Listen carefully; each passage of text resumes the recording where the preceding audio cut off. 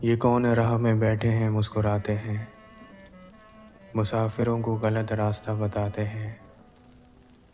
तेरे लगाए हुए ज़ख्म क्यों नहीं भरते, मेरे लगाए हुए पेड़ सूख जाते हैं।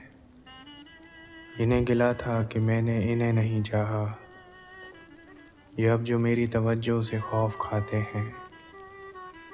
कोई तुम्हारा सफ़र पर गया तो पूछेंगे कि रेल गुज़रे तो हम हाथ क्यों हिलाते हैं। जो बात अपने लिए दोस्तों के मुंह से सुनी, दोबारा बोलूं तो होंठों पे ज़ख्म आते हैं। दोबारा बोलूं तो होंठों पे ज़ख्म आते हैं।